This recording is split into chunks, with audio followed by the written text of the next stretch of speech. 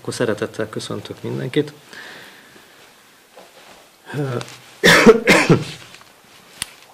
Mindenki megkapta az anyagot, a testületi ülés anyagát. Kérdésem, hogy elfogadjátok-e a napirendi pontokat?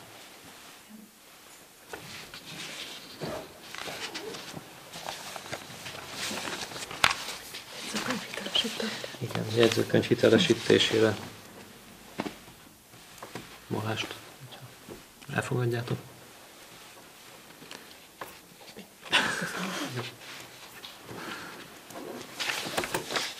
És akkor a napirendi pontokat jövően, hogyha megtalálom. Tetszett kölcsön. Jó, akkor az első és legfontosabb ugye a 2025-ös évi költségvetési rendelettervezet. Nem tudom, mit kell erről mondanom egyébként.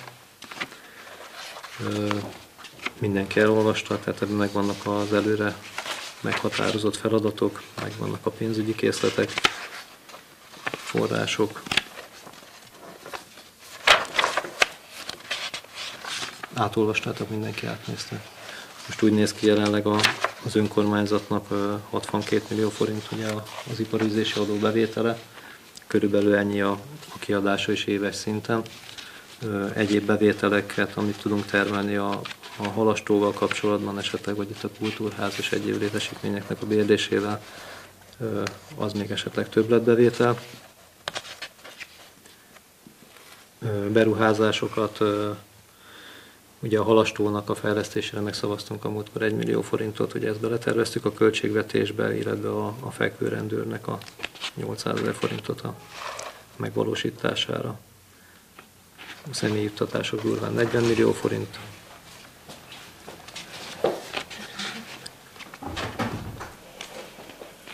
És akkor a tavalyi pénzmaradvány, az köszönhető többek között azért az év végén már elég jól spóroltunk, illetve olyan költségeket csökkentettünk, ilyen 20 millió forint körüli tartalék képződött. Jól vesszük ki. És akkor jövőbeni fejlesztéseink pedig hát nyilván mindenképpen azokat a projekteket visszük tovább, amiket megszavaztunk, tehát a halastó, illetve itt a művelődési ház.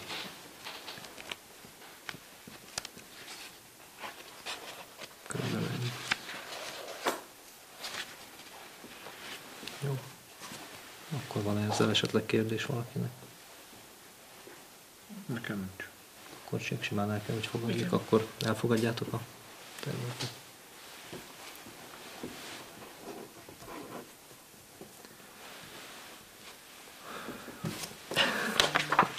Köszönöm.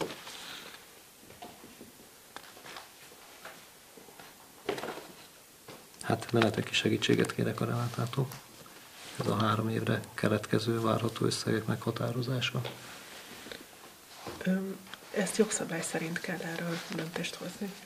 Igazából ez arról szól, hogy a stabilitási törvény előírja, hogy minden önkormányzatnak az adósság konszolidációjáról, vagy az adósságállományról dönteni kell. Ugye ez arra van, hogyha a hitelt vesztek föl, de ugye nálatok ez nem áll fönt, tehát igazából az a lényeg, hogy a saját bevételnek az 50%-át a hitelállomány nem haladhatja meg. Ezt ki kell mutatni független attól, hogy nincsen hiteletek. Tehát, hogy igazából ez arról szól. Semmi. És nem is tervezem. Hát ezt ugye. Jó. Jó, ezt is el kell Akkor fogadni. elfogadjátok.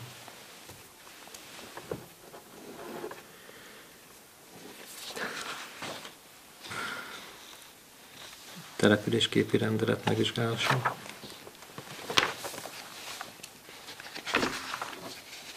Ez, amitől föl kell venni az önkormányzatoknak, az építési hatóságnál. Hát ez is kapcsolatos, de ugye ez alapvetőleg az, hogy az építési törvény az változott a tavalyi év októberében, az építészetről szóló törvény, és a törvény maga tartalmaz már reklámmal kapcsolatos szabályozásokat, amit viszont a településképi rendelet is szabályoz.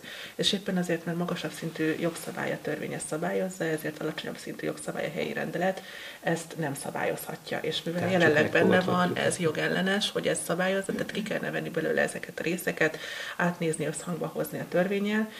Viszont ugye az építészetről szóló törvény úgy is rendelkezik, hogy ezekhez a döntésekhez, módosításokhoz módosításokhoz a főépítész is szükséges, és ugye a főépítész mint funkciót, vagy ilyen munkakört, azt megbízásra, hogy a meghirdetésre került, a szociális társulásba építettük be, hogy azon keresztül lehet ellátni 11 településnek, és a pályáztatás megtörtént, a szociális társulásnak a társulási tanácsa még nem döntött arról, hogy egy ilyen együttműködési szerződés, keretszerződés elfogadásáról, és amint a társulási tanács tárgyalja ezt, illetve elfogadja ezt az együttműködési keretszerződést, hogy hogyan lehet esetleg a főépítést utána egyes önkormányzatoknak igénybe venni, addig a főépítészre nincsen konkrét megbízásunk, és azért is került egy ilyen határozatjavaslat akkor most itt a testületi tagok elé,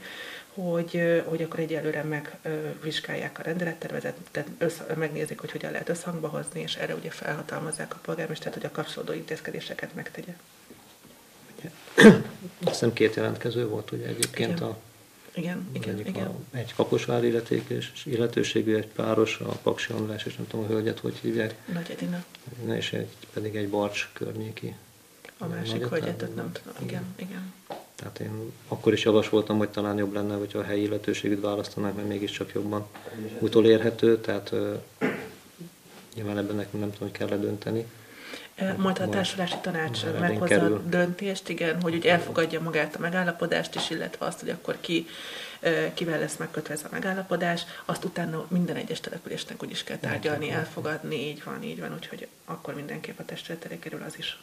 De én magam részéről azt támogatnám nyilván, hogy aki a helyi és közel elérhető. Jó, akkor a kérdés, hogy elfogadjátok ezt a napirendi pontot?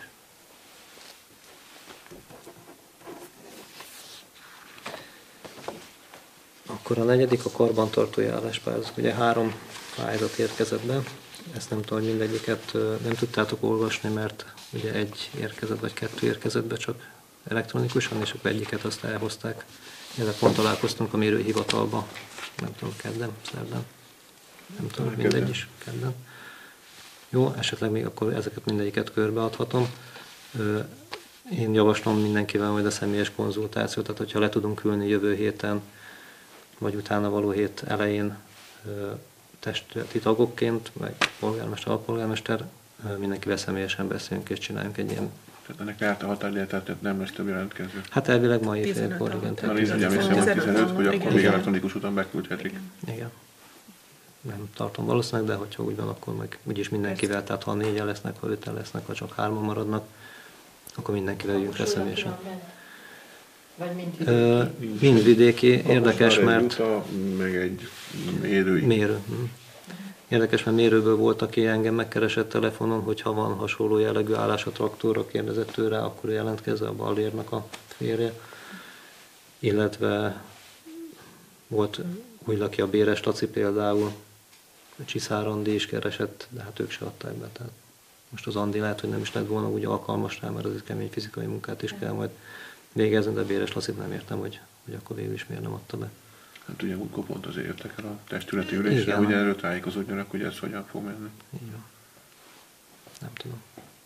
Jó, hát hogyha esetleg ő beadja, akkor majd megbeszéljük, hogy hogyan legyen. Jó, akkor ezzel kapcsolatban igazából csak ennyi szerintem, hogy akkor jelöljünk ki egy napot, ami mindenkinek megfelel, és akkor beszéljünk velük személyesen. Hát az jó lenne, mert ugye ők nem is tudják teljes mértékben, hogy mi ennek a... Persze, hát ugye mindenki kíváncsi is rá, hogy... feladatokat kellene itt ellátni, mert ugye azt is megbeszélnünk kell arra, hogy ezeket hogy lehet megoldani, hogy... Mindenhez is. Mindenhez is sajnos. Főleg a halastó. Erre jelöljünk ki most egy napot? Vagy ez rajtunk múlik? Ki lehet, persze, azt is, de most is, később is, persze, bármikor. Vagy egymás között is megbeszélhetjük. Mindegy. Bármikor, persze, most is. Igen, nincs itt a Bence, akkor azt mondom, hogy van nekünk ez a chat csoportunk, akkor abban megbeszéljük a továbbiak, ami mindenkinek alkalmas. Jó? Meg hát ugye nyilván nekik is legyen alkalmas. Jó, valószínűleg az is egy ilyen 6 órás időpont lesz valamelyik hétköznap, és akkor... Jó, akkor ezt így elfogadjuk.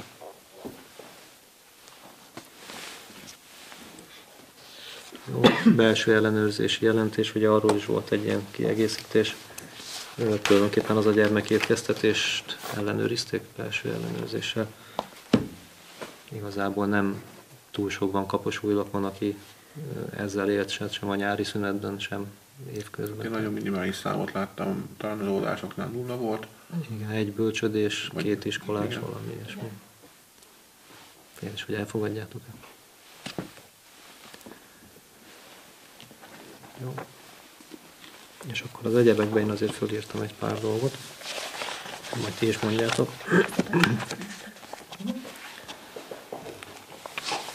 Meg kellene határoznunk a halastónál, ugye most már azért nem sokára kezdődik a szezon.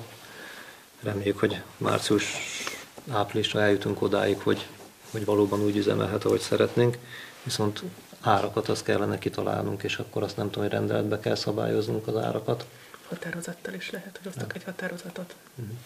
Jó, hogy egyrészt a napi jegy, a teljes napi jegy, hogy csinálunk-e fél napi jegyt, ezt sokan igényelték egyébként, hogy legyen egy délutáni jegy, főleg nyáron, aki hazajön a munkából 2-3 óra fel, hogy csak egy délutánra is le tudjon menni, esetleg horgászni. Úgyhogy én azt javaslom, hogy akkor csináljunk egy ilyen félnapos jegyet, azt nem tudom, hogy hogyan, hogy délután 3-tól vagy 4-től hogyan határozzuk meg. Hát nyáron 9-ig A is. nyitvatartás azért problémás, mert amíg egy ember látja el, ő nem tudja lefogni ezt a munkaidőt, mert nyáron a horgásztatás szerintem olyan 6 órától 10 óráig simán beleférhet. Viszont az munkaidőben egy embernek nagyon sok. Hát akkor inkább későbbi nyitás kellene. Hát, de ugye hétre azért már ki Nyáron nem szeretnének fognak ülni. kimenni horgászati órakor. Tehát a horgászati idő az nyáron mondjuk 5 órától 10 óráig, mert megvan, és akkor utána ugye nem zárhatsz be. Tehát a nyitvatartás úgy kell meghatározni, azért az ember azt mondja, hogy És ezt most hétközben is akarjátok, hétfőtől péntekig, reggeltől estig? Vagy Hát most vagy egy nap ha szünnap működtetni volt, szeretnénk egy ilyen halastavat, akkor valószínűleg igen. de egyébként a hétfő a szünnap volt idáig is. Most meg lehet hagyni egy szünnapot, de ott van még mindig a hétvége, amikor az emberek jobban ráérnek meg. Hát a A hétvégén hétvégét mindenképpen. Az oké, azt csináljuk. A hétvége az természetesen. Mindenki akkor ér rá. De hétközben az eddigi tapasztalatok szerint voltak emberek úgy, hogy már reggel 6-ra jött? Az eddig tapasztalatok ugye az egy nem megfelelő kommunikáció volt az emberek fel, itt van egy halastó, nem volt reklám, nem volt semmi. Tehát az emberek nagyon sokan, akik szabadságon vannak, vagy bármilyen szívesen horgásznak, de ha nem tudtak erről a lehetőségről, persze, hogy nem jött senki. Vagy akár egy hétköznap délután, ha valaki hazajön a munkába. Tehát ezt már azért rengeteg jelezték, hogy most a hétvégén lehet, hogy nem ér rá, de hétköznap hazajön 2 órakor, vagy 3 órakor, és akkor mondjuk este 6 óráig, vagy 7 óráig ő szívesen lemenne. Kéne Ez oké, nézni. de akkor délután 2-kor nyissuk ki, délelőtt meg nem. Ezt értem, de most én ezzel Most többi a- ember helyett nem tudok gondolkodni, hogy most a reggel szeretne jönni 6 órakor horgászni, vagy esetleg De- délután munka után. Hát ha most valamit üzemeltetünk és működtetünk, akkor azt nem lehet, hogy most szerdán csak délután 2-től 8-ig vagyunk nyitva, hétfőn vagy. Viszonylag könnyen megjegyezhető nyitvatartás kell Tehát azért, mert itt- legyen itt akkor egy az... folyamatos nyitvatartást kellene valahogy megoldani. A konkurencia úgy van nyitva. Hát most konkurencia Hát ilyen nem ilyen nagyon kis van. tavak, hogy nyitvatartások, akkor az már valamit le lehet szűrni belőle, mikor van rá igény. Hát csak ott ugye azok általában magánkézben vannak, az teljesen más üzemeltetni úgy, hogyha te idézőjelben ott laksz. Jön Már esetleg fogunk egy tudni faháza, és tartani akkor ő két vigyázza embert. maga a dolgára, a kifizetés, akkor ott van valamelyik. 2 embert fel fogunk tudni Az tartani. biztos, hogy nem. Most Azért, jelenleg hogy még most az egy ember is. lejöjjön reggel horgászni. Nem, tehát ez most Tehát még az egy amíg fel nem emberrel sem. futtatjuk, Addig De úgy nem tudjuk felfutatni, ha nincs normális nyitvatartásunk. Tehát heti 6 órában nem lehet egy halastóval fölfuttatni, hogy horgászok jöjjenek. Én nekem az a gondolatom, hogy Tavasszal van, oké, vagy de nyári időszakban ez képtelenség. tehát van a faluban jó pár olyan ember, akinek szívügye ez a tó és horgász, és ismeri a szabályokat, stb. Tehát ugye nyilván a MOHOZ szabályokhoz kell igazodnunk amúgy is. Szerintem jelölhetünk ki, hogy önkéntes alapon jelentkezhetnek emberek, akik szívesen vállalnák mondjuk azt, hogy ők ellenőrök, ugye, hogy egy rendes horgász ellenőrzés során. És akkor ővelük lehet egy olyan beosztást csinálni, hogy mondjuk hetente 2 alkalommal mondjuk ő 4 órát a Balaskó Zoltán oda tud ülni, mert ő éppen ráér, és ő neki van hozzá jogosultsága, hogy ő ellenőrizze a horgászokat. Mert a jegykiadást azt meg tudjuk oldani itt a művelődési házban hétköznap, az minden gond nélkül. A hétvégét azt majd a fix ember megoldja. Igazából nem is muszáj ott ülni valakinek, hogy figyelj ezeket a horgászokat. Nem. Főleg, ha ez be is lesz kamerázva. Én úgy gondolom akkor, hogy a jegyvásárlás az megoldható. Máshol. Máshol egy reggeli óránkban, a kaput kinyitjuk és úgy hagyjuk. akkor nyugodtan lehet használni ezt a Valami rostavat. Betörkén is. Igen, hát ott Néha csak, körbe mennek. Csak ott egy horgászegyesület működik egy szervezet keretek között, tehát ott mindenki területi engedélyt vált, ott betartja a szabályokat, de most ide jön valaki úgy csak úgy horgászni, mert szeretné ezt kipróbálni, lehet, hogy nem úgy fog viselkedni.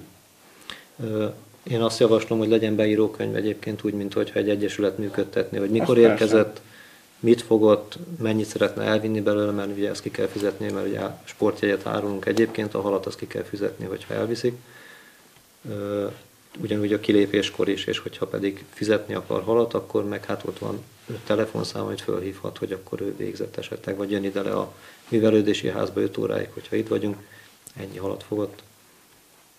De az ellenőrzést, mondom, azt egy kicsit így kibővíthetjük, mert szerintem egy 5-6-8 embert erről össze tudunk szedni. Hát ezt valahogy akkor meg kell úgy csinálni, persze, hogy ez nem igényeljen 2 ember teljes munkaidőben, viszont azt sem tudjuk megcsinálni, hogy csak hova nyitunk ki. Tehát a nyitvatartás az mindenképpen az fixnek kell lenni, és akkor azt mondom, hogy engedjük el a hétfőt, hogy hétfőn mondjuk ne legyünk nyitva. Legyünk minden nap nyitva, 5 órától 10 óráig mondjuk nyáron, Az lehet, és hogy akkor a nyári jegykiadást időszak. kell megoldani esetleg, vagy meg hogyha addigra a kamerarendszer esetleg ott bővül. Napkeltétől napnyugtáig.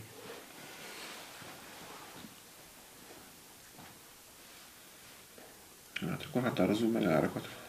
És voltak nálam a honvédségtől, megnézték a helyet, ők szeretnének majd horgászversenyt is, tehát arra is ki kell találnunk valamit, hogy ha kiadjuk a tónak a egyik felét, vagy az egész tavat, vagy úgy, hogy csak az egészet ki fenntartunk. kell, mert ahhoz ez kicsi, hogy itt csak egyik oldalon horgásztás. Igen, körülbelül 20 hely van egyébként, 20 leülő. Akkor azt találjuk ki, hogy mennyiért adnánk ki egy 24 órás versenyen, vagy ott most az merült fel kérdésként, hogy 24 órás versenyt tarthatnak, és hogy mennyibe kerül.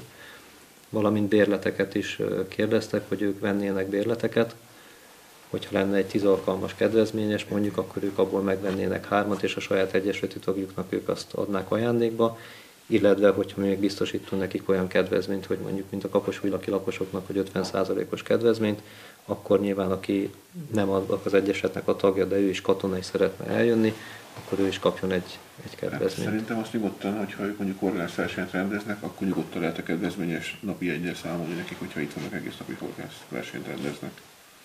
Csak hogy az 24 órás az nem 10 óra, tehát azért határozzuk meg, hogy akkor 80 000 forint, vagy hogyha 20 hely van, és Azt 5000 szerintem forint ne egy összeget, hanem per fő, tehát ugyanúgy, nem? Vagy ezt egy összeget határozunk Egy inkább meg? összegbe kell, ezt meg mi is most nagyjából tudjuk, hogy Hát csak akkor ugye más nem jöhet oda.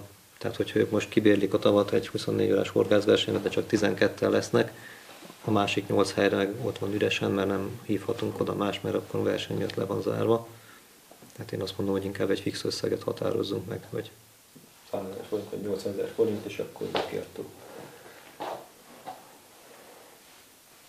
mi a reális. Zoli, esetleg van valami?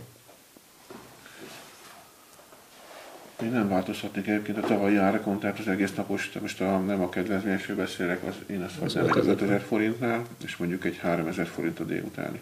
Tehát ne pont fel azért. Ja, egy kicsit több. És a kedvezményes lehetne mondjuk ugye 2500 és 1500.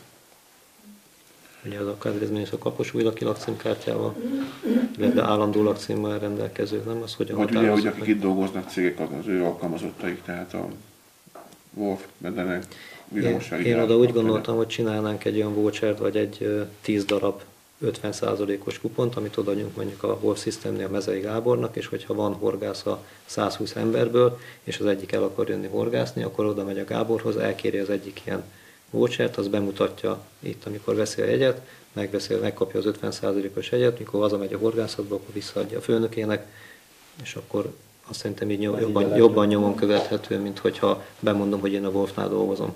Dolgoznak 100-an, most tud ki az. Igen. A 10 alkalmas béletén meg szerintem valami kedvezményt lehet rátenni, tehát ne 10-szer 5000, meg 2500, hanem akkor mondjuk 9-szer vagy 8-szor is, akkor azt. Akkor, Hát akkor, egy mondjuk, maradjon- akkor mondjuk 40 000. Egy Maradjon akkor meg. ajándék, egy Uh-huh. horgászat. Hát az mondjuk egy kicsit kevés kedvezmény, nem? Majd 10%. Hát most figyelj, most egy Hát minden 10 alkalmas van, külsős 50 000, most azt megkapja 45 000-ért. A külsős, de szerintem azt jobban inkább úgy rakják veszik. Uh-huh. Tehát 25 000 helyett 22 500. Jó, akkor azt állják, hogy akkor hány ingyen napot kap, aki megveszi a 10-es bérletet. Én inkább 2-t javasolnák, annak jobb súlya van.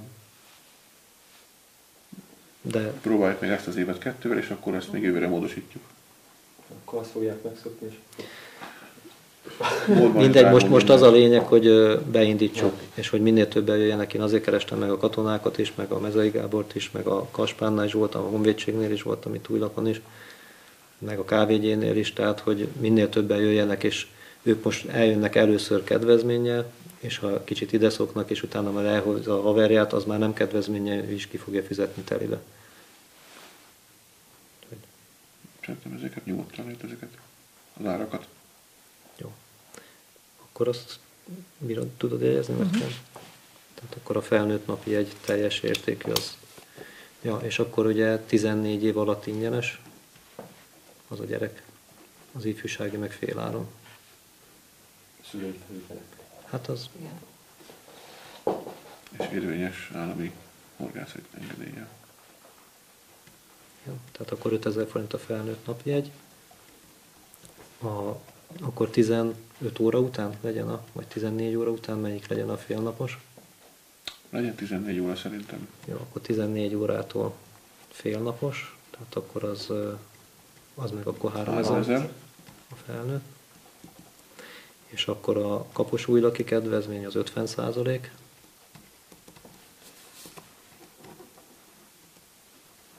És akkor az ifjúsági is 50%, ugye az 14 és 18 év között.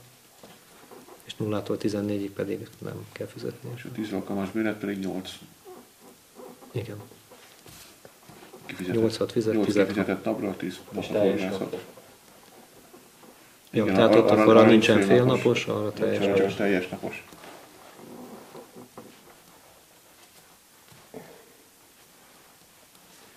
Jó.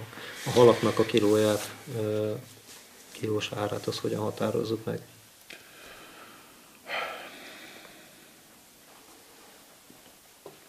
Én szerintem minimum annyit meg kell, amennyiért meg tudnád venni például most.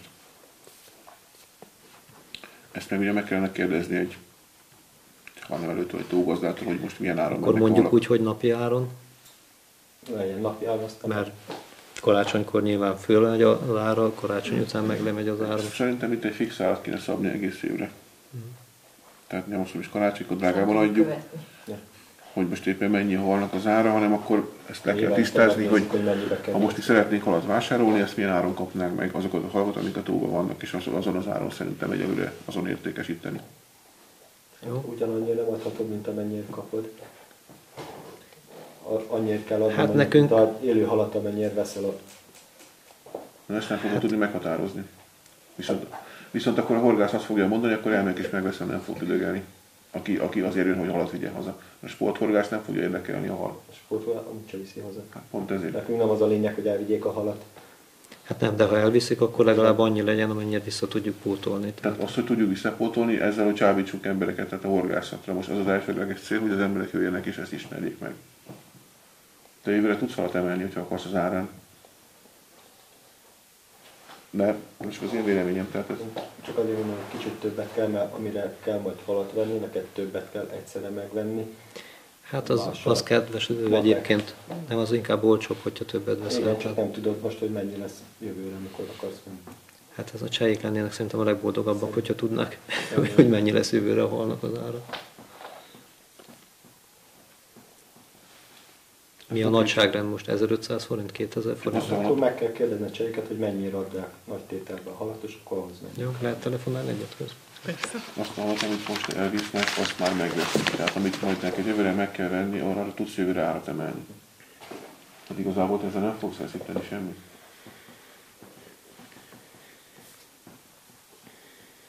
Az ő áraikhoz lehet, hogy úgyis tőlük veszik a halat. És akkor azóta a fajták, amit általában hordanak, ami van bent. Tehát ponty, amúr, kárász, csuka.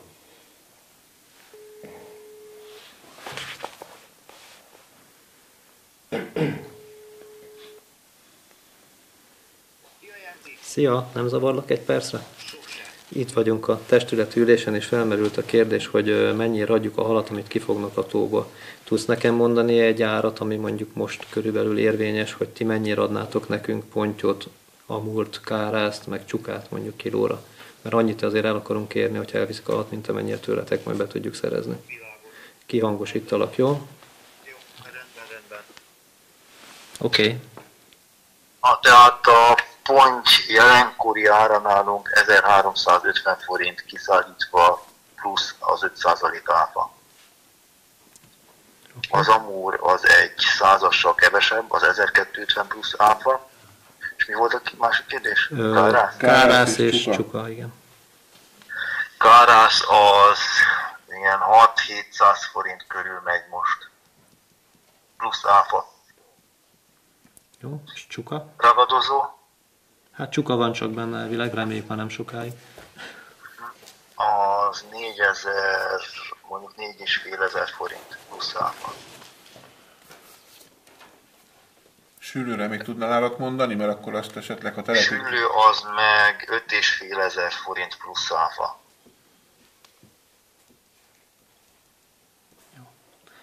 Oké. Tomika, köszönjük szépen. Eszeg van még benn, azt tudom, az pedig ilyen 1001 plusz áfa.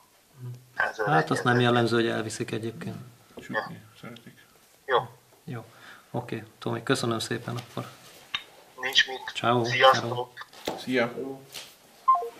Jó, a Cseh Tamás volt, ők foglalkoznak halneveléssel, és tőlük lett ugye megtelepítve is a tó annak idején.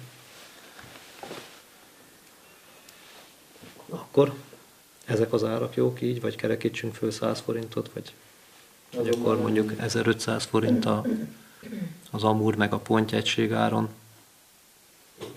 5000 a csuka, vagy most a csukát ugye le akarjuk csökkenteni az állományt, azt milyen formába tegyük meg, hogy abból adunk egy kis akciót. Akár az is lehet. Hogy a Vagy pontyárán, amit kifogunk, vagy a- ki fognak aztán telepíteni a kisebb tavakba, ahol viszont akkor nem fog elszaporodni a takarmányhal. Jó. Akkor azt majd kiírjuk, hogy ha csukát fogsz, akkor szóljál, és visszük a másik túl. Ha nem akarja elvinni. Jó. Akkor végig is ezeken az árakon, akkor jó? Ja. Akkor jók így az árak, elfogadják? Oké. Akkor a következő, ami így eszembe jutott, a szennyvíz. Ugye most már lezárul a pályázat, és a pályázatnak azért vannak olyan feltételei, amit nem teljes mértékben teljesítettünk idáig, és én nem szeretném, hogyha ebből ugye a garancia során esetleg probléma lenne, vagy garanciás problémák. Most a jegyző azt mondtad, hogy úgy van fogalmazva a pályázat, hogy alkalmazhat ellenőrt. Tehát Igen, nem műszaki. nem kötelező. Kötelező, műszaki. hanem ez csak Igen, opcionális, hogy igen, alkalmazható. Igen. Itt igazából ez lett volna a kérdés, hogy alkalmazzunk-e erre egy embert, vagy nevezzünk ki, vagy várjuk azt, hogy ne történjen semmi, vagy hogy történjen valami. Erre ki volt kinevezve az előző időszakban? Hát Senki? csak városi legendákat tudunk, hogy talán a Gyuri, de konkrét információm nincsen. Hogy volt erre egyáltalán valaki. Nem tudunk róla. Tehát most eléggé lóg a levegőbe ez az egész szennyvíz kérdés. És erre rendeletet is lehet alkotni, meg ha van ilyen műszaki ember, aki ebben segítsége lesz az önkormányzatnak, akkor az ő díját rá is lehet terhelni a lakosokra, ugye a rendelet által, ugye erről beszéltünk a polgármester úrral is. Hát meg kell azt néznünk akkor, hogy ez milyen rendszerességgel kell egyáltalán ellenőrizni, hogy havi szinten, vagy az csak a tulajdonosnak a feladata havi szinten, egy évben egyszer ugye ki kell szippantani, az mondjuk biztos. Igen, ez ugye a lakónak a Az a lakónak a kötelezettsége, a költsége, rendeltetésszerű és használathoz kötelezettsége. hozzátartozik. Ugye erről mi készítettünk egy tájékoztatót, ugye a Elkészült? kollégám elkészítette, át is küldtem a mai napon Jó, e-mailben, jó. csak elfelejtettem ezt külön jelezni telefonban, de e-mailemmel ott van, jó? Jó. Mert akkor a lakosságot is nyilván tájékoztatni kell, mert ez napi kérdés mindenhol, tehát az Andi is találkozik velük, hogy mindig kérdezik, hogy mi van a szennyvízzel, vagy akkor engem is fölhívtak, hogy akkor küldhetem a szippantóst, mert hogy megtelt a gödör. Úgyhogy, tehát, hogy ezt tisztába kell tenni akkor a lakosokkal, hogy ez nem a mi feladatunk, hanem ez 5 éven keresztül az önkormányzatnak a tulajdonát képezi, viszont az ezzel járó költségek és kötelességek az pedig az ingatlan tulajdonosát terhelik. Tehát ez van leírva akkor ebbe Igen, és a fenntartás tekintetében ugye az önkormányzat azért lehet ez a műszaki szakember, akin keresztül ezt tudja követni. Most a kérdés az, hogy Igen. ha erre alkalmazunk valakit, az ilyen 20 és 100 000 forint közötti összeget csinálják így a környező falvakba. Itt körülbelül 100 van letelepítve, 100 ilyen szennyvíz ülepítő, vagy mindegynek nevezzük. Hogy azt kivetítsük-e az emberekre ennek a felügyeleti díját, tehát elvegyük egy valamilyen adó formájába, vagy nem tudom, hogy hogyan lehet lehajtani. A rendelet által megszabad díjmértéket, és akkor ugye ezt kell befizetni. Vagy mi akkor döntünk, hogy valakit alkalmazunk x ezer forintért, és azt mi bevállaljuk. De ez havi szinten 100 000 forint, vagy éves szinten? Hát ez havi 20 és 100 000 forint közben, mert ugye ez Én úgy emlékszem, hogy ezt havonta kellene ellenőrizni, vagy kell egy analitikát vezetni. 100 000 az kevés. Hát ezt évente kellett szippantani, és sosem ellenőrizték havonta. Hát ez az. Nem, mert nem Tehát a kötelező. rendeletben Tehát bent van, hogy nekünk havonta kell ellenőriztetni? Nem. Akkor miért nem veszünk fel valakit, aki évente egyszer, Egy alkalommal kijön, és megnézi, és leellenőrzi? Legyen úgy, azért beszélünk róla, csak Tehát hogy ez valami... szerintem ez egy bődületes hülyeség. Vagy akár fél éventesen ártana, mert azért az egy év az elég hosszú idő ahhoz, hogy ha valami probléma valamikor felmerül, ugye itt az a kérdés, mivel ha mondjuk egy lakos nem rendet egyszerűen használja, akkor arra viszont azt rá lehet terhelni annak a költségét. De hogyha közben eltelik 8 hónap, akkor azt mondja, ő nem tudja, mi történt. Tehát Ő is azt fogja mondani, hogy azért egy fél évente én szerintem ezt jó lenne megnézetni. Megbízással is elég, hogy feladatkor tölteni. És azért most, hogy egy évben egyszer vagy hogyha valami kétszer, gond van, akkor ezt előbb-utóbb a lakónak úgyis kijön, hogy nem biztos, hogy fognak szólni, és nem biztos, hogy tudják, hogy hogyan kell ezt használni normálisan. Tehát én nagyon sok helyről hallom, hogy ugyan öntegetik bele a vegyszereket, a hipótól kezdve mindent, holott azokat nem is lehetne. Hogy ezt lehet. Vagy nem pótolja ezeket a baktériumkultúrákat esetleg, vagy nem tudom, mi van ebben. Tehát ha az nincs benne, akkor nem fog megfelelően működni ez a szennyvíz tisztító. tehát nem teszünk be semmit, és működik. Én felhívom ezt a provindert, és megkérdezem, hogy mi az, amit egyáltalán belőle. mit nevezünk rendeltetésszerű használatnak. Tehát ez van a másik, igen, hogy mi az előírás, hogy ezt hogyan kell. És nem tudom, hogy ebben egyébként maga a gödörben nincsen kultúra, szerintem. A gödörben nincs. Nincs, csak Hát hogy azon a dréncsők ami körül, lemegy igen. tehát mivel hogy maga van egy Tehát, gödör, tehát ki és lehet azt szippantani az szippantják. egészet, Ezen kívül van külön az elszivárogtató, igen, és ahol ott van a elszivárog, és kultúra. ott van a kultúra. Tehát ezt te hiába, tehát az a rész oda nem megy be. Ja. Nekem az Ugyanitt a véleményem, tájékoztatón azt mondta, hogy lehet használni Donestoszt is, meg hogy- vegyszereket persze, is. hát most ha mosok meg minden, akkor a De a WC-t papíron tisztítom. olvastunk, azon pedig ott volt, hogy nem lehet. Tehát azért kérdezem, hogy most akkor melyik az igaz. Mert Jó, van egy akkor papír, én ami ezt- viszont ezek le vannak írva, hogy a rendeltetésszerű használatban, az rá tartozik, hogy ezeket a vegyszereket nem öntjük be. Jó, én fölhívom a provindert, és A legegyszerűbb az, hogy erről küldjenek egy tájékoztatást, hogy mi az, hogy rendeltetésszerű használat, és akkor az alapján lehet dönteni, hogy akkor mit szeretnénk. jó, akkor ezt az ellenőrzést akkor megegyezhetünk mondjuk egy fél éves ellenőrzésbe, hogy valakit megbízunk, vagy ha fölveszünk egy alkalmazottat ugye most, hogy őre ki a munkakörébe belefoglaljuk, hogyha azt lehet. Bocsánat, annyi, hogy a fél éves ellenőrzés az nem biztos, hogy elég, mert van bármilyen műszaki probléma. Ugye attól még az önkormányzatnak ezt a fenntartási kötelezettségbe kell, tehát ha ő fél évente jön és közben van bármi, akkor az úgy nem lesz jó. Azért mondtam, hogy az most Igen. egy év egyszer az nem jó.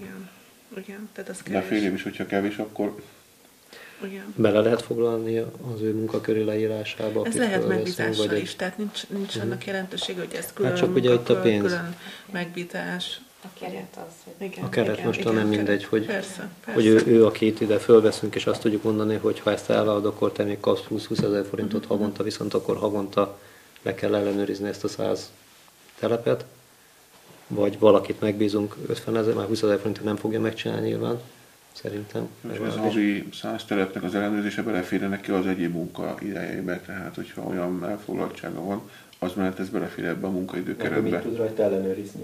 Most nekem Hát mondják, igazából hogy ellenőrizzem, mert mit tudok Ki kell nyitni a ellenőrizni? fedelét, és bele kell nézni, hogy ott van-e, vagy nincs-e ott. Mert ha nincs ott, akkor elrepett a tartály, és elfolyt. Ennyi. Igazából. Vagy lehet kérdezni ettől a cégtől, esetleg mi tartozik abba az ellenőrzésbe bele, tehát milyen folyamatokat kell ellenőrizni egy ilyen embernek, vagy műszaki ellenőrnek, hogy Hát szerintem, amit tudsz ott ellenőrizni, az, hogy a szivattyú működik-e, mert más Ugye nem tudsz nem is rajta mindenhol nézni. van szivattyú egyébként, de igen. Más mit tud rajta nézni? Hát most a fotballpályánál pont meg van süllyedve, és azt szerintem nem, az nem egy, tehát az egy rendellenesség. Hát, na, ilyet esetleg. Tehát az, és, de ez nem biztos, hogy rendeltetésszerű, nem rendeltetésszerű használat miatt, hanem a az egy talajvíz miatt kivitelezés. esetleg, vagy Ott kivitelezési hiba miatt. kivitelezési probléma Az van. igen.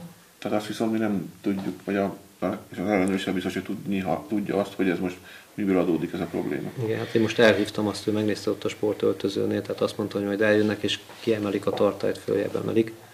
Ami nem történt meg idáig, azért nem vertem az asztalt, mert még ugye nincsen lezárva a pályázat, és ő tulajdonképpen nem kapta meg a fele pénzét, hogyha ez most lezárul.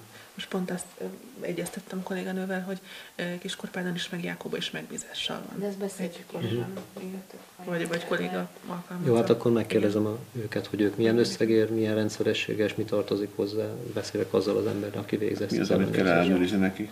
Jó. De akkor lehet, hogy a Kiskorpádi polgármestert hívom fel, az jósabb. Visszakérhetem ott, köszi.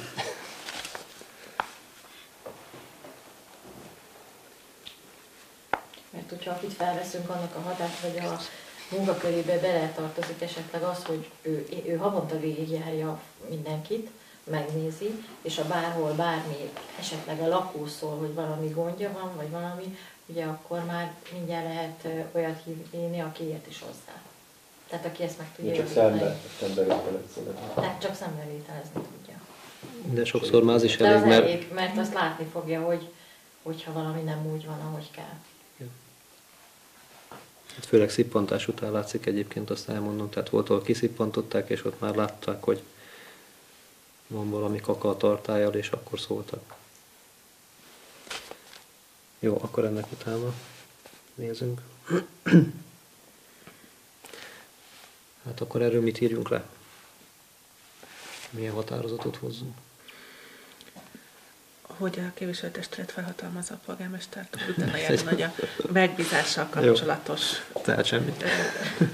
De hogy a megbízással kapcsolatos szerződést és a kapcsolódó dolgokat készítse elő a következő testületre. Jó. És akkor utána egy akkor... konkrét szerződést, meg akkor esetleg egy konkrét személlyel már akkor következő ülésen most az is esetleg nem már olyan lehet sokára dönteni. lesz, majd a 24-én lesz az is. Persze, és akkor addigra ezt meg a szerződés részét azt azzal együtt, meg esetleg a személyi javaslattal már lehet dönteni. Jó. Jó.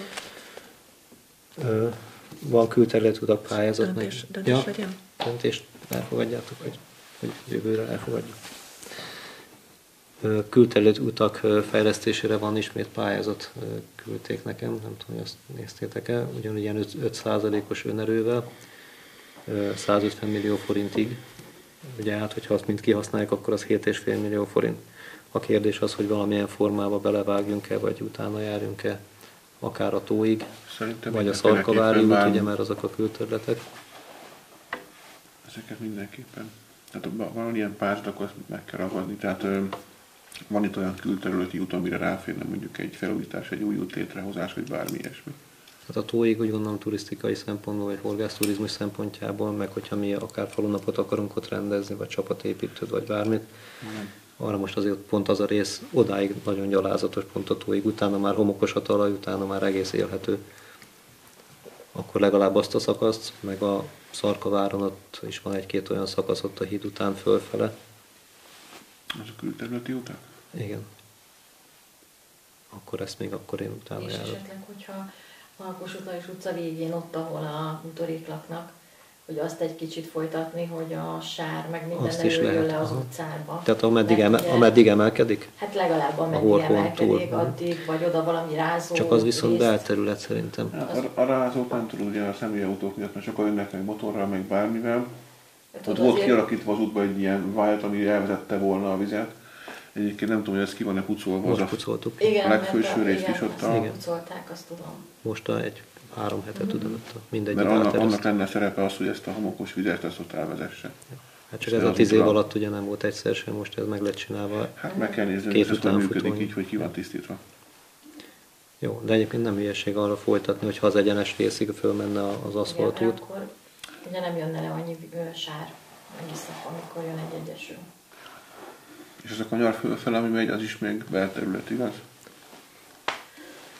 Hát szerintem igen, mert hát ez lehet, hogy A egyik fele telkek, a telkek végig belterület, Igen. tehát szerintem akkor oda tartozik még az is. Most kaptam térképet a Pétertől, át is küldtem neked szerintem. Majd azon megnézzük akkor, hogy mi a belterület, mi a külterület. azt jól lenne kinyomtatni, mert számítógépen nagyon nehéz azon eligazodni, nyitgatni, és akkor visszamenni a Küldtem a helyszínre. nyomdának, hogy küldjön árajátot, hogy 80x120-asba, így a nyaktáblára kirakja. Még volt egy olyan gond, ugye a temető fölött vannak azok a hétvégi házak. Most oda nem lehet máshogyan már feljutni, csak a Metterék, ami megy utca. Most elmentünk az Zolival arra, és hát ott egy erdőn megy keresztül az út, és az eléggé... Mondjuk az külterület, az biztos, hiszen az aszfalt ugye addig van, ameddig belterület. Így van. Onnantól És ugye külterület. az reklamált egyszer egy fiatal ember, hogy ott ugye nehéz bejutni oda föl a... Hát akkor meg lesz az a 150 millió forint. csak annak az 5%-a 7,5 millió, de Helyzeten akkor ugye jó. Hát csinálunk prioritásokat. Igen. meg hogy Rakjuk muszáj össze, hogy- aszfaltozott útnak lenni ebbe, vagy Hát az biztos, hogy a pályázat. pályázat az meg van A pályázat. határozva, hogy milyen. Meghatározó, hogy aszfaltozott út. Igen, szilárd burkolat, meg lefolyóás, meg Vannak ilyen feltételekkel persze. Csak most hogy az a konkrétan fönti nem rész, tudom. ott annak a szélessége elég ahhoz, mert ugye, hogy aszfaltozott utat teszel, akkor vizelvezető árok és egyéb is annak kell egy minimális szélességének is lenni. meg ugye van olyan külterületi út, ami Ezt ne kérdezd. így van meglejtedve, és középen maga az út az árok, tudod. Kishegynek. Kishegy is van például. Jó, akkor megint csak felhatalmazzanak, hogy Nézzük el. Nézz utána. Vicces Köszi. foglalkoznak. oké. Jó, az elmúlt testületi ülésen beszéltünk ugye a SZAX-ról, hogy ezt a nyugdíjasok nappali ellátását megpróbálnánk. Ugye volt kint a SZAX-nak a vezetője, megnézte a kinti hivatalt, és maga a hely alkalmas rá. Egy akadálymentes zuhanyzót kell létesíteni, egy pihenőszobát, ami abból áll, hogy a kisebbik helységbe egy ágyat kell berakni, illetve egy mosógépet kell beszerezni. Tehát én azt mondom, hogy ennek esetleg fölmérjük, hogy mennyi lenne a költsége, és akkor kellene csinálnunk a nyugdíjasok körében egy olyan felmérést, hogy valóban én a nyugdíjas klubnak a vezetőjével beszéltem, ő azt mondta, hogy az a 20 ember, aki jár a nyugdíjas klubba, ő alá fogja írni. Akkor már nyert ügyünk van, de egy 30 embert azért össze kell szednünk, akkor igazán rentábilis. A kérdés az, hogy akkor ezt a felújításnak az összegét, hogy kinyomozzuk, hogy mennyibe kerül, illetve a felmérést csináljuk meg, hogy akkor valóban a 30 ember. Mindenféleképpen. Akkor erre kérnék egy Szerintem. Mindenképpen. felhatalmazást. Jó, és akkor még egy-két apróság. A Dózsa György utcába 2 kis leágazó közbe is kértek ilyen zúzott követ, hogy az utat javítsuk meg. Ugye aki az a méhész, ő azt mondta, hogy el is teregeti. Én beszéltem aki ilyet árul, nem zúzott követ, hanem ilyen zúzott beton tulajdonképpen, mert az jóval olcsóbb, mint az zúzott kő, az 3000 forintba kerül tonnája, az köbméterre ilyen 5000 forintra jön ki. Azt mondta, hogy egy 5 köbméter már elég lenne neki, és hát hogy próbáljuk meg, hogy milyen ő elfogadja ezt is, hogy a zúzott beton legyen, az is 0-tól 80-as szemnagysággal van. Akkor én kérek oda egy 5 köbmétert, hogyha elfogadjátok. 12-3 ezer forintról mondták a szállítást az 5 köbméternek, és ha itt ez beválik, akkor a másik kicsi közben oda elég szerintem kevesebb, is ilyen 2-3 köbméter, viszont azt ugye nekünk kell elteregetni, azt majd a közmunkásokkal megoldjuk, csak először lássuk meg, hogy tényleg milyen ez az anyag, hogy jó. Most a Marosi Ferencet kérdeztem, meg ő foglalkozik itt Kaposváron ilyennel, őtől le lehet így ilyen áron beszerezni. A kérdés, hogy elfogadjátok. Jó. És akkor én részemről még egy utolsó, a falunak a kommunikációjáról beszéltünk, ugye, hogy azt próbálják egy kicsit átláthatóbbá, vagy láthatóbbá tenni az egészet. Ugye ezért is van most itt a kamera, illetve szeretném, hogyha újból indítanánk, akkor egy Facebook oldalt a falunak, mert az egy sokkal nagyobb, szélesebb körbe látogatott, mint mondjuk a falunak a saját honlapja. A műfáz az már ugye a Judit azt csinálgatja, tehát azt mondom, meg az én profilomban is sokat megosztunk, hogy erre én javaslok egy olyan embert, aki ezzel foglalkozik, egy ilyen kommunikációs tréner, hogy ő egy havi díjért ezt tudná kezelni rendszeresen, hogy kérünk tőle, illetve mástól is nyilván árajánlatot. Én ezt szeretném, megmondom őszintén, mert az nagyon sokat dob a kommunikáció, hogy nem az álhírek terjednek, hanem a valóság. Hogyha erre adtok felhatalmazást, akkor erre is kéne. És a Judit nem tudná azt is csinálni esetleg? Az a baj, hogy tudja csinálni nyilván. Ugye a műfázére föltett ide Hát is. egy bizonyos szinten, de maga a kommunikáció az egy teljesen más dolog, mint az, hogy egy hírt fölraksz. Tehát itt egy kicsit többről van szó, mint az, hogy a képeket meg a programokat föltegyük. Tehát itt kommunikálni kell, például most a fekvőrendőrrel, ugye vannak most már ilyen ellenszelek, meg ellenvélemények, ugye ahogy írtam is egymás között. Ezt valahogy olyan köntösbe kell bújtatni, úgy kell elmagyarázni az embereknek, hogy mindenki egyformán megértse azt, amit mi szeretnénk tulajdonképpen. Mert itt igazából az a probléma, hogy itt eldöntünk valamit, jó hiszeműen, és nyilván azért, hogy ez jól működjön tőle a falu, vagy akármi, és van egy réteg, aki ebből pont az ellenkezőjét veszi ki. Viszont, hogyha ez olyan köntösben van, és úgy van megfogalmazva, akkor lehet, hogy őt is meg tudja győzni az, amiről mi szavazunk. Hogy ez tényleg az ő érdeke is. És ez miatt javasolnám én azt, hogy akkor ezt bízzuk szakemberre, mint a dinnyevásárlást. Hogyha elfogadják. Árajánlatot akkor Most első körben egy árajánlatot, az igen. Azt kérjünk be egy párat, és akkor beszéljük.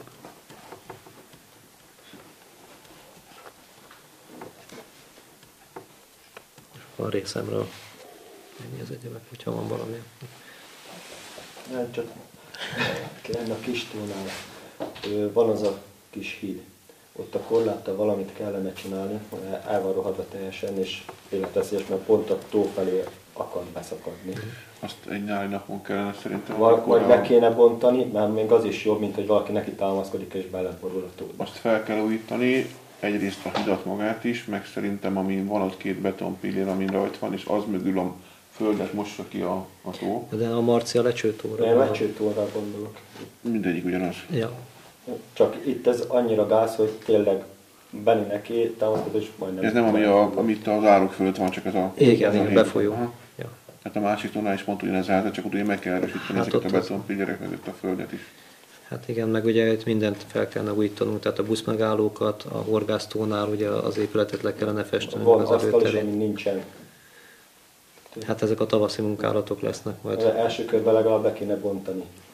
Én akkor Nagy beszélek az baklát. Elek Zsoltival, és inkább erősítse meg, hogy ő Erősítse meg, csinálja vagy meg. Utána kell nézni például itt, ugye vannak az útjainkon 3 híd. Ebben egyszer egy pár éve volt téma, hogy ezt megnézették műszaki szakember, és azt mondták, hogy elég rossz állapotban vannak ezek a hidak. Hogy ezeket érdemes lenne megnézetni, még mielőtt itt probléma lesz itt az autókkal. Ugye nem mindegyik saját tulajdonunk, mert ez a része, ez a közúthoz tartozik, úgyhogy valószínűleg akkor a híd az ott nem a mi tulajdonunk, meg ez a híd sem. Esetleg a Wolfnál lévő, ugye, mert az a saját utunk. Én úgy tudom, hogy 2 hídről volt akkor is szó, nem tudom, még 2-re gondoltak, vagy a Szarkavári, meg akkor Ami ez a Szarkavárnál, másik. hát igen, akkor az lehet. Tehát ezek nagyon rossz állapotú hidak, és Szalmavári az rossz állapotú is. Hát az egy olyan beruházás, hogy az szerintem állami segítség nélkül, vagy pályázat nélkül, az nem vagyok benne igen, csak biztos, ugye hogy az, hogy fel kellene méretni ennek az állapotát, tehát hogy lehet erre valami szakembert megbízni, hogy ezt nézze meg, hogy nagyjából hogy állunk, mert hogyha azt mondja, hogy figyeljetek, itt egy év múlva nem lehet közlekedni, akkor ott azzal valamit kezdeni kell. És esetleg akkor tudunk arra valamilyen támogatást az államtól, vagy bárkitől. akkor ennek utána nézünk. Meg még a kártya. Hát a kátyút ugye azt jobb nem ilyenkor csinálni, most már talán jönnek a jó idők. Jó idők azt. Én azt egyeztettem a Mezei Gáborral, ugye, mert a főúttól a Wolfig az az ő saját útjuk, ugye a Wolftól Híd utánig idáig a miénk, és akkor innentől a közúté. És akkor egyeztettem a Gáborral, meg a Kaspánnak a vezetőjével, miután a Kaspánnal is jönnek azért nehogy teherautók is, meg sokszor jönnek-mennek, hogy próbáljuk meg egy ilyen közös konzorciumban megcsinálni, hogy először is megnézzük, hogy mennyibe kerül, és akkor a használtság mértékébe, vagy akár, hogy elharmadoljuk, ez majd megbeszélés, de mindegyik nyitott volt rá, tehát azt mondták, hogy lássuk a számokat, és akkor ők ebbe beszállnak. És hogyha külterületi utat fejlesztünk, akkor azzal együtt esetleg. Vagy hát mondjuk a kátyúzást előtte is persze, az tiszta sor. Csak hogy a kátyúzás megoldja. Ezt adom megnéztem. Az általában egy fél évig jó egy kátyúzás. Hát Azért azért, a tehát, hogy technológia, amivel a közút dolgozik, hogy aki csinálja. hát most ugye beszéltünk az Esküt, ahol dolgozott, nem tudom, hogy hívják a céget. Ő azt mondta, hogy ő náluk van Geigernél. a Geigernél, hogy ott van olyan javítás, ami rendesen megcsinálja, csak hát az volumenben nyilván az a drágább megoldás, de ha tartósabb, akkor azt kell választani. vesznek egy 5 éves időszakot, és 5 év alatt 5-ször újítják föl X összegért, vagy egyszer újítják föl ugyanannyiért, mint az 5 összeg, az mi annyiban nyerünk vele, hogy a lakosok nem évente fognak reklamálni, hanem akkor látják, hogy 5 évig esetleg az működik. Jó, itt igazából minden nagyságrendtől függ, hogy Persze. akkor erre is kérek egy árajánlatot mondjuk. Hát erre is kellene valamit, igen. Tehát több erről egy áraját, hogy akkor a kártyúzást hogy lehet és mennyiből, és milyen technológia. Meg hát, hogy akkor hogy a két cég az mennyiben járulna hozzá esetleg. És az egy teljes út csere lenne? Tehát egy... Nem. A Wolf megmondta Gábor, hogy ők nem terveznek amúgy útfelújítás vagy útkészítést, de hogyha ilyen felújításról Ez van érdekes, szó, mert a Wolfhoz nagyjából naponta 2-3 kamion is érkezik, tehát... hát ennek is van 100 alkalmazottja. Nagyobb forgalmat bonyolítanak le rajta, mint a falu. Igen, de hogyha őket nem érdekli, akkor lezárja a sorompóval a végét, és akkor... Előzhetünk. Na, tehát én nem pöckölném az Nem. órukat. Nem az lenne a cél. Jaj. Hát én azért ezt javasoltam nekik, hogy nézzük meg, és beszállnak a költségbe, és az arra nyitottak voltak, tehát én első körben nyitottam. Jó. Akkor erről is hogy kell egy... Vagy... Jó, erről egy árajánlatkérés, szakemberkeres, és akkor lehet róla, és akkor hozunk a tervezetet.